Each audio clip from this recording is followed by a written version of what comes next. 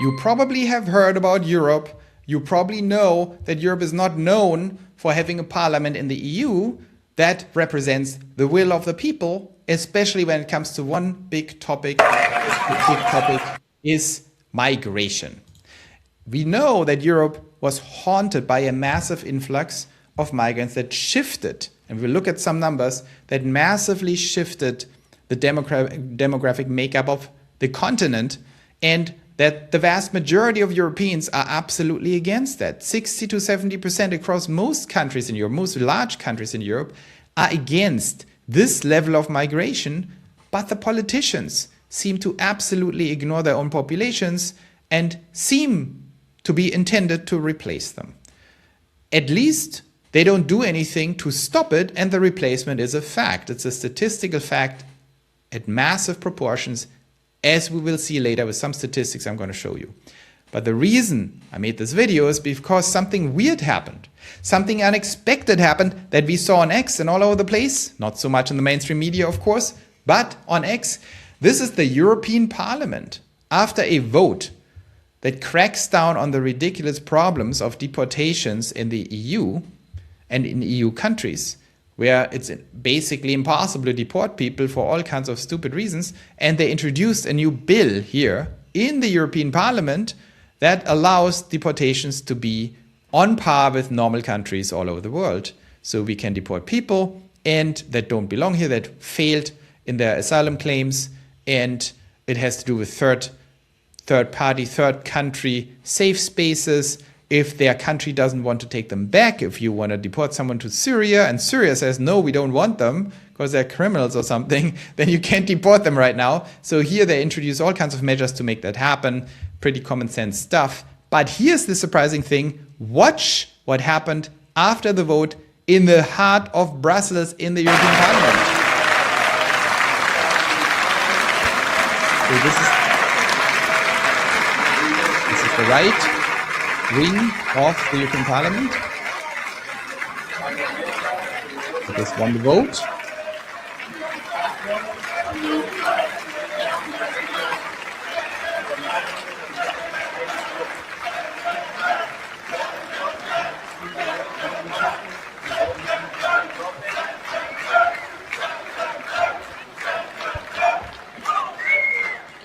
So maybe you have heard that.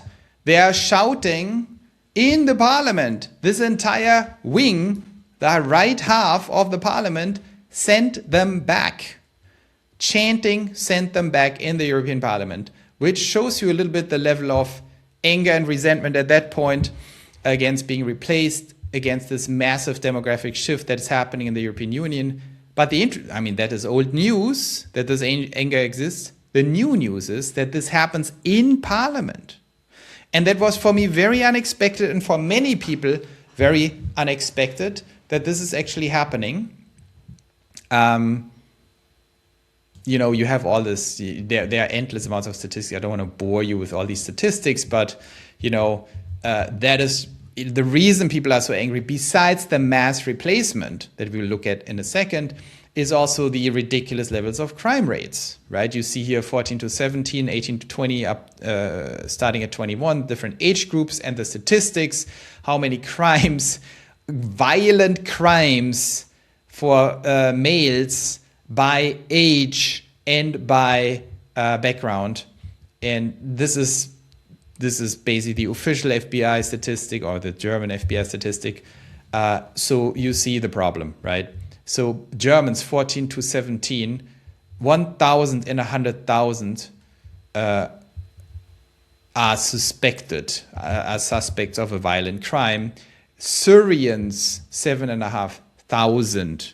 7% of all are being investigated for violent crimes. Iraq, 5.5%. Afghanistan, 5%. And you see it here. And over 21, you see Germans basically like disappearing as a group. And then these people still at 1.82%. So you can imagine what happens. And by the way, these what's called German here, I mean, if you look deeper into what German means, how many have weird non-German first names who are Germans here. You can cut this in half again if you look at actually native Germans. So everyone knows the problem. I don't have to elaborate on that. But what is happening here? Why is that suddenly happening in Europe? That is the big question. And it breaks with all the perceptions people have of Europe as this lost continent where they're just, giving in to their own demise and no one is doing anything about it. If you look at the results, also very interesting, you see the European People's Party. So you have to understand in Europe, all these local parties, the CDU, the AfD, and all these national parties are kind of being summarized into blocks on a European level. So you can have basically unified names for these different types of parties. The European People's Party, that is kind of a watered down conservative wing party, so not the new right. These are here the the Patriots for Europe, that's the new right, European Conservatives and Reformists, and the European People's Party. So basically the European Conservatives and Reformists are a little more right. The Patriots for Europe are the new right, including the AfD, and the European People's Party are like the washed down conservatives. Okay, so you see that these three more like here are the center of the conservatives. This is the new right, and these are the watered down new medium right people. They all voted for it nearly 100%. Interestingly enough, even the Social Democrat bloc voted a little bit for it. Of course, most of them against, but surprising levels of abstaining from the vote and some for the vote, which is unexpected. Renew Europe, they're like in the middle of it. The Greens, even the Greens, let that sink in. Even the Greens had some people voting for this. And non-attached members, look at this. And Europe of Sovereign Nations. By the way, the Patriots for Europe and Europe of Sovereign Nations, I always confuse these people. They got into a fight. This is like the new right, and they got into a fight where some wanted this and some wanted that. I don't even know. Doesn't matter. So the non-attached members, same thing, that say like we are kind of non-attached. We don't like any of these people. Even them voted mostly for it. So it was an overwhelming victory. It's not going to change the entire trajectory. This is not a remigration vote. It's just basic common sense of cracking down on deportations and getting the people out who are already going through the entire process of being rejected, but not leaving. And I think that is, of course, a big, big deal and progress we made here.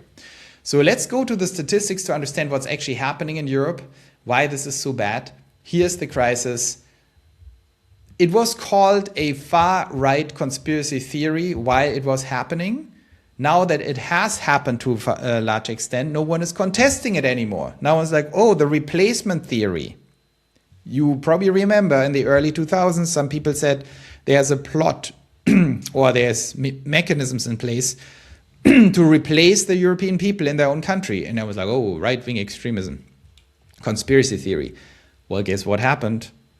Replacement of European people in their own countries on a massive scale that is historically unprecedented in the history of humanity. And it's in the middle of being still ongoing and not getting better at all. Look at Germany. How many people had a foreign background? 12 to 15% in 2000. In 2025, 26%. So you doubled the number of people with a foreign background in your own country to now nearly 30%. You replaced 30% of your entire population. To give you an example how bad that is, the worst catastrophe in German history, in memory at least, the 30-year war. That was the worst thing that ever happened to Germany. In some regions, 2/3 of people were killed in that war. It was pretty bad. But I think in total, it was roughly 30% of the population that perished. Now you would say, well, these are not killings, these are just replacements. But from a continuity perspective, there's not much of a difference between killing people and replacing them. The bottom line is they are gone. They have disappeared. And if you replace them, it's even worse than killing them. I don't want to sound too crude here, but from a continuity perspective, if you like your people, if you like them to exist in the future, replacement is worse than being killed. Because if you're being killed, you're still all Germans, and then they repopulate, and then it's still the same thing. But if you inject 30% of people who are not Germans, you are systematically, or at least, I'm not saying systematically, that implies intent, but you are de facto eliminating the people. Let's assume you double this again, you're at 60%. Okay, Germany is gone and will never, never come back. Same with Sweden. Look at Sweden. I just picked Germany, Sweden, and UK just for fun. Sweden, 15 to 18% foreign born. Now it's 27%. Doubling, roughly. A little less than doubling. Very strong rise. Same thing. Do you think Sweden will be Sweden if you replace all the Swedes? Of course not. If you go to Taiwan, if you go to Thailand, if you go to Japan, if you go to Congo, it doesn't matter. If you take that population and say, let's replace all the Congolese with Chinese, do you really think the culture and the nature of Congo will be retained? Now you might say, I prefer the Japanese. Sure, but then you should go to Japan, not to Congo. Leave the Congolese alone. So the fact that people even attempt to say that you can replace people, the genetic substrate of a country, and the country still exists is, of course, ridiculous. No normal person would ever think that, because it's on its face stupid at best, stupid at worst, malicious. So we are seeing horrible things happening to the countries that I personally care the most about, and I think it's a crime against humanity of the greatest possible proportions. And most Europeans, of course, sense that. Most Americans sense it. Most Australians, most Canadians sense it. This is a total crime against humanity that's happening, and the EU is overseeing this. That is why everyone's so angry, and that is why it's so surprising that the parliament is finally standing up. By the way, that would be true, as I mentioned, for every country. If you start mass replacing people in Sudan, people in India, people in Bangladesh, or if you open up Burma and replace half of the population with Bangladeshis, these are massive crimes. It's a crime against humanity. If you love humans, you need to allow these humans to have their native cultures, to protect their native substrate. You can decide as a society you want to be a little diverse, let some people in, learn from other cultures. This is all fine, but none of them justifies mass replacement of your population as we see it here. 30% of your own people replaced. Absolutely horrible. And of course, the UK, I don't have to tell you anything about the UK. You know what's going on there. 8 to 10% foreign born, now also totally doubled. And you know what's going on in the UK.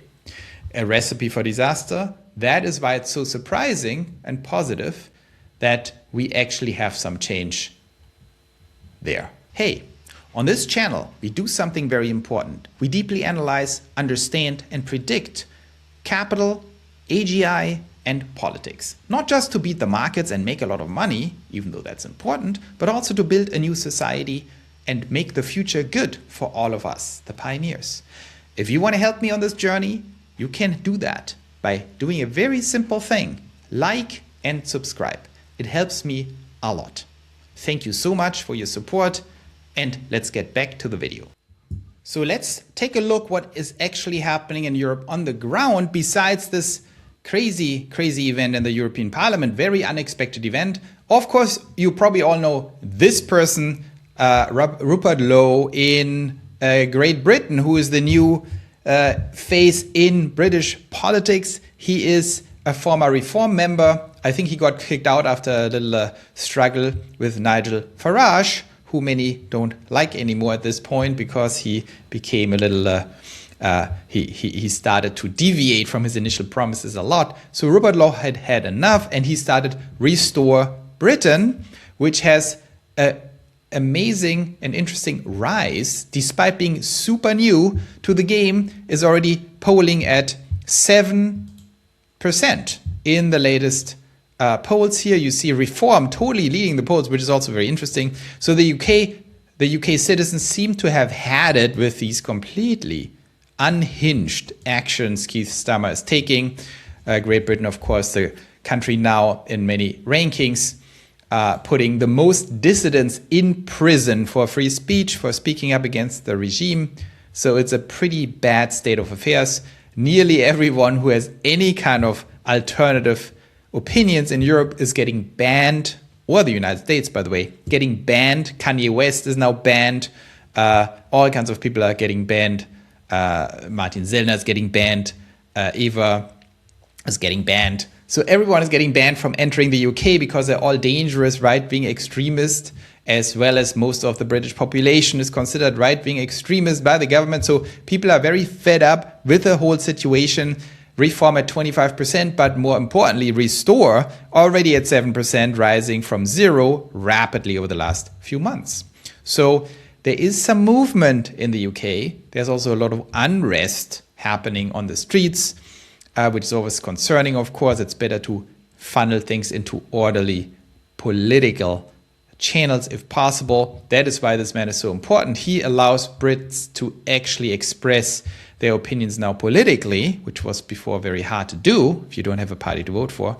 So let's see how this goes. We see a right-wing shift in the UK, pretty safe to say, because Reform is still considered also right-wing. Restore coming now from the right, pushing that thing further. The Conservatives, for some reason, still exist, even though they did bad things in the past. So when you look between Restore, the Conservatives, and Reform, that's a pretty solid majority here for Reform. We also see, surprisingly, the Swedes, who actually currently have kind of a more center-right government. They got a lot of positive feedback. They were just on Fox News, a whole segment on Sweden being actually very successful, one of the most successful countries right now in Europe in terms of economic growth, in health of the fiscal situation, very low government debt, very well run. But of course, Sweden famously has a giant migrant problem, huge rise in criminality, is the continent's #1 country for grenade attacks. Swedish citizens are now known in Germany in the statistics, for example, to rank among the most criminal people. The most dangerous foreigners are now Swedes, not the most, still behind Syrians, but in Germany, Swedes are now probably the most criminal European foreigner group in Germany. Why is that? Is that because Eric and Björn become criminals? No, of course not. It's about the new Swedes that commit violent crimes in Germany, that recently attacked an embassy in Copenhagen. And so Swedes get more and more a bad reputation, unfortunately. I love Swedes, but these new Swedes are a little bit of a problem for the Swedish reputation abroad. And so the new, more center-right government, the Tidö government in Sweden, has now introduced much stricter rules for acquiring Swedish citizenship, bring some sanity back. So now you need 8 years of residence instead of 5, which is still sounds very reasonable. Self-sufficiency requirement. Think about that. Now you need to be able to pay for yourself. You can't just move to Sweden, become a citizen to just get free money. That's crazy, right? So, wow, Sweden now wants people who actually contribute something to Sweden. Sounds very radical to me. Even more radical, you need to be able to speak Swedish. Can you imagine? You can only become a Swede if you speak Swedish. Of course, the Social Democrats and many others are outraged. This is highly discriminatory. What if you want to just get money from Sweden and you are not interested in the Swedish language and you're not interested in Swedish history of society? The left thinks that should not prevent you from becoming a Swedish citizen and committing crimes in Germany or Denmark. But this government says, no, not so good. And here's the most racist thing. They say you need to have a good character. That is the most controversial change, because the left is absolutely, this is pure full-on racism. You need to be a good person. You can't lie. You can't cheat. That's horrible. But the right says, we think that's a good idea. That could help our country. The conduct requirement was strengthened from hederligt levnadssätt, honest way of life, to skötsamt och hederligt levnadssätt, orderly and honest way of life. Like, honest is already bad enough for the left. There's like, honest? Are you kidding me? You sound like a very bad right-wing extremist. You can't expect people to be honest. But now the right wing doubles down and says, not only do we want you to be honest, you need to be orderly. And orderly is clearly a dog whistle for complete white supremacy. The Japanese would agree. Applicants now must have been living an orderly life. This means that you can forget about citizenship if you have a criminal record. Wow. So all the poor criminals cannot be Swedish citizens anymore? That can't be right. Restraining orders? Just because you harass a bunch of women, you shouldn't become a citizen anymore in Sweden? Outrageous. Financial irresponsibility, debts and patterns of non-payment? What? Just because you default on all your debts and leases? Outrageous. Repeated minor offenses. Whoa, you can't even do minor offenses now in Sweden? Horrible. Non-compliance with authorities. Like what? You punch an officer in the face and that's it? You can't be a citizen anymore? Ties to groups involved in grave human rights abuses? What?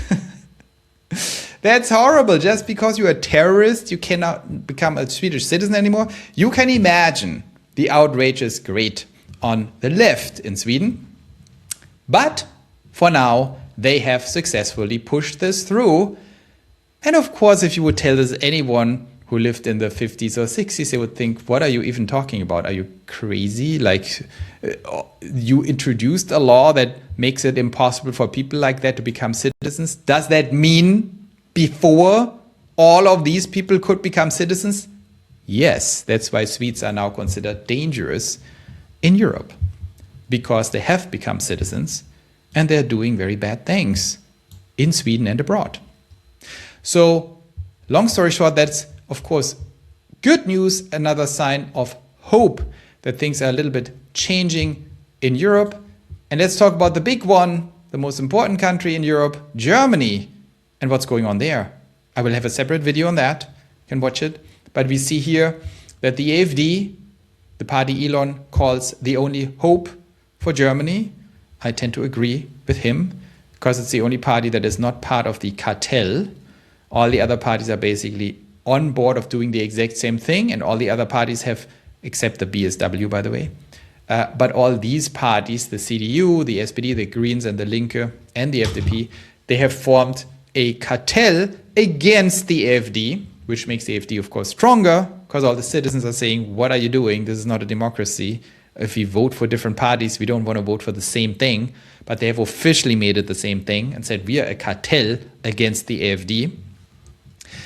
Interestingly enough, the AfD, if you read their party program, it's nearly identical with the CDU program, with the exception maybe of Russia relations and the EU, where the AfD is more critical. They want more reforms in the EU, and they want to have a friendly relationships with America and with Russia, whereas the the CDU says, I'm not even clear exactly what they say, not totally clear, but they say, no, Russia is bad, Russia bad.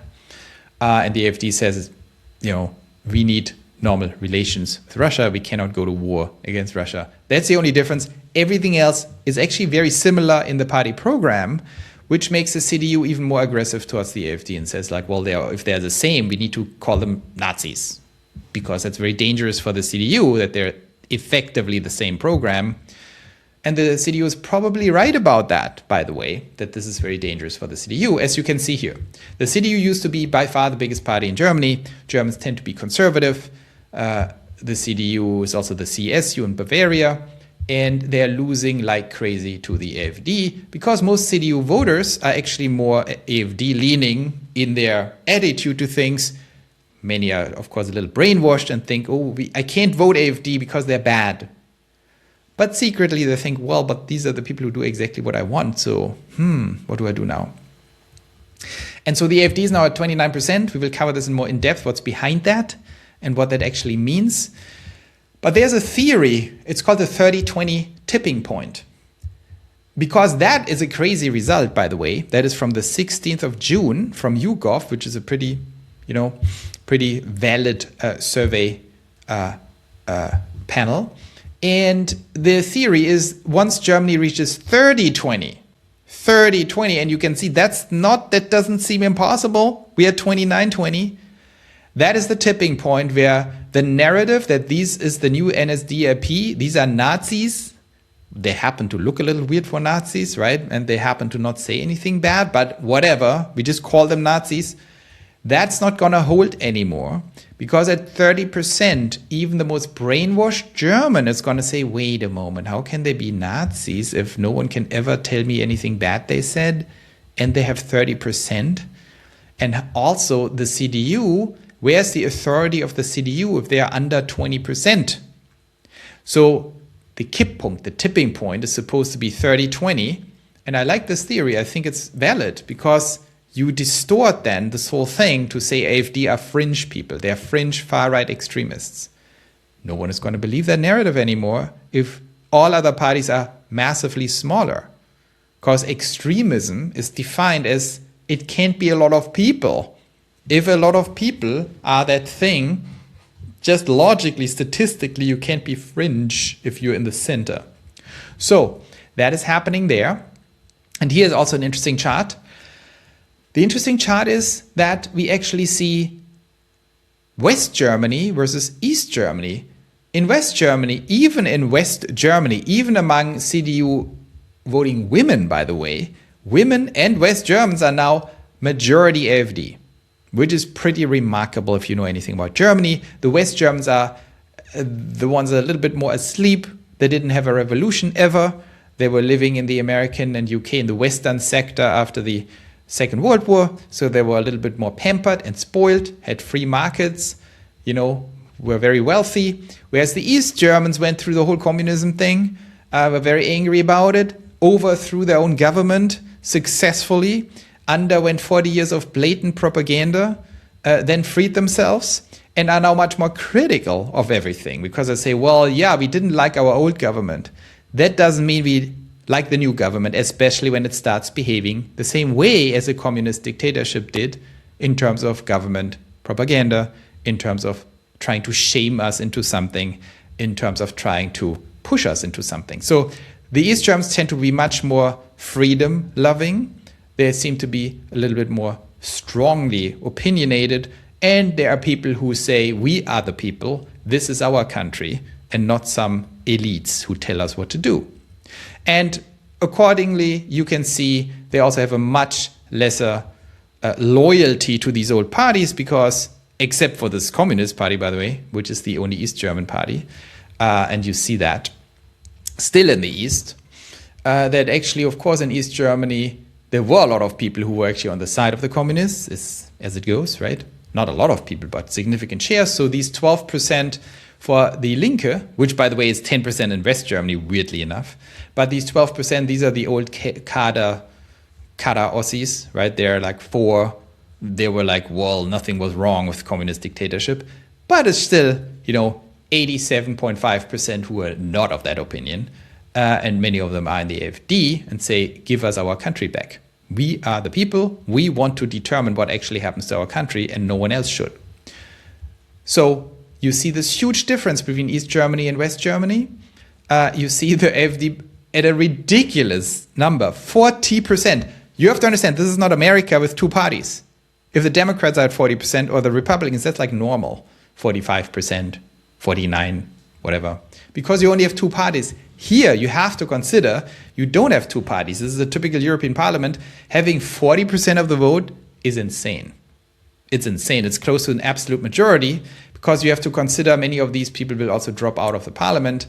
And so you don't, in order to determine the absolute majority, 51%, these are not the percentages you need. You need to sum up all the other percentages. For example, this 1.5% and the 7.5%, they are not in parliament. They are getting kicked out, right? If you have any specific state. So the total percentage you have to consider when looking for parliamentary majorities is basically 100% minus the ones that get kicked out, which is 9% here. So you only have 91% that are the 100%. Which means 45%, roughly speaking, is the absolute majority. At 45%, you have the majority of parliamentary seats, which means you can have a single party government, which is a big deal. And so we are extremely close to that. And in a democracy, that tells you something is just off. And what is off is that these people have created a cartel, that the CDU all the way to the Linke are considered a singular party against the AfD. And that makes people very suspicious because the SPD, the Greens, the Linke are hardcore left-wing parties. They are for open borders.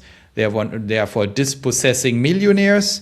They have views that would make even a socialist Democrat in the United States blush. It's like, oh, really? You want to do that?